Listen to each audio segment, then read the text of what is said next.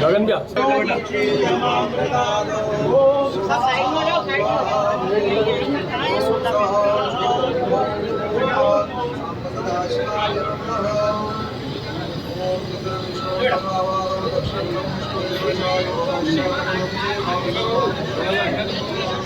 क्या कर रहे हो यार? आप सभी को जय महाकाल। मध्य प्रदेश में पिछले 20 साल की सरकार केवल 15 महीने छोड़कर किसी वर्ग के लिए उन्होंने कुछ नहीं किया। अनुसूचित जाति जनजाति की जमीनें छीन ली, उन पर अत्याचार किए, उनके पट्टे कैंसिल कर दिए। जंगल की ज़मीन पर जो अधिकार था आदिवासियों का, उसको जो पट्टे मिलने थे उसमें उन्होंने अधिकांश लोगों के पट्टे कैंसिल कर दिए। व्यापारियों को लूटा, चंदा वसूली की और जीएसटी के नाम पर परेशान किया व्यापारियों को। किसानों का कर्जा माफ़ करने का हमने निर्णय लिया और माफ़ भी हुए। 27 लाख लोगों के किसानों के कर्जे माफ़ हुए, 1 लाख तक के। हमारा वादा 2 लाख तक का था। 2 लाख तक हम कर देते, लेकिन उसके पहले उन्होंने सरकार गिरा दी। तो किसानों के साथ भी नुकसान किया, उनका भला भी नहीं किया। आदिवासी भाइयों के, अनुसूचित जाति के भाइयों बहनों के बच्चों के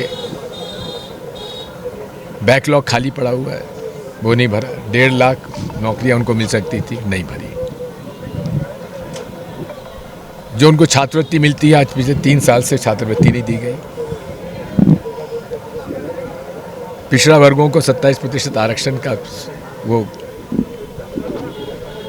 पूरा नहीं कर पाए, जबकि हमने कर दिया था। कौन सा वर्ग आज उनको आशीर्वाद दे? जब लोगों को परेशान कर रहे हो, लोगों के हक छीन रहे हो, उनको आशीर्वाद देना चाहिए कि दंड देना चाहिए? इसलिए भाजपा की जन आशीर्वाद यात्रा फ्लॉप है।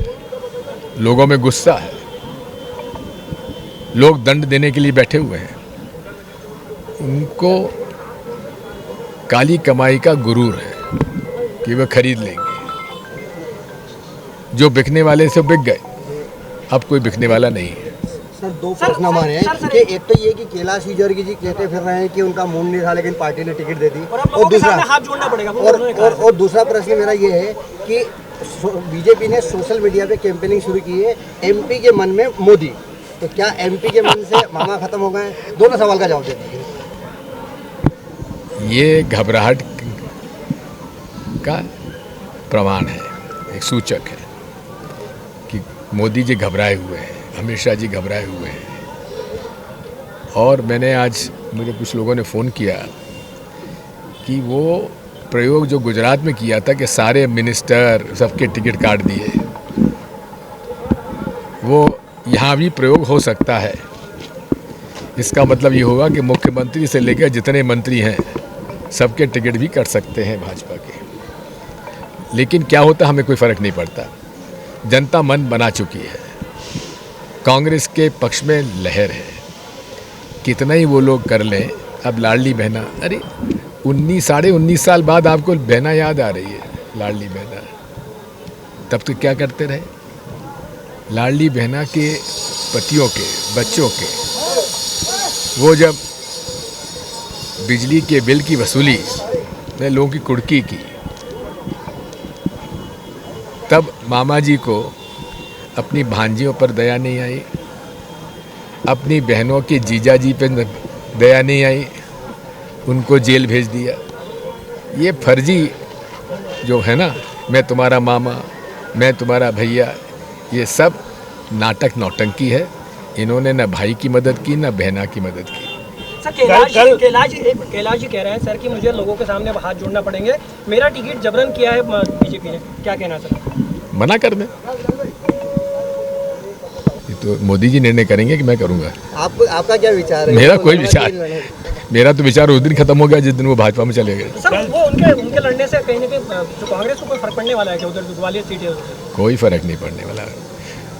लोगों ने मन बना लिया है कि जो लोग धोखा देते हैं जनता को, उनके साथ वो धोखा देने वालों के साथ वही व्यवहार करेंगे जो कि होना चाहिए। सर 12 साल की लड़की के साथ उज्जैन में जो बलात्कार हुआ है, बहुत बुरी घटना है, और सामने से भी शायद देखा होगा, क्या कहना है सर? ऐसी विभत्स घटनाओं में सख्ती से कार्रवाई होना चाहिए और सख्त से सख्त सजा मिलनी चाहिए। दिग्विजय सिंह जी कहीं से चुनाव लड़ेंगे? जी, दिग्विजय सिंह जी कहीं से चुनाव लड़ेंगे? हमारे पास उम्मीदवारों की कमी नहीं है। कल जन आक्रोश यात्रा उज्जैन पहुंची थी। सभा में जीतू पटवारी जी ने सभी जो उम्मीदवार हैं उनको कसम दिलाई बाबा महाकाल की कि सब एकजुट रहें। बहुत बहुत अच्छा किया। कांग्रेस सर कांग्रेस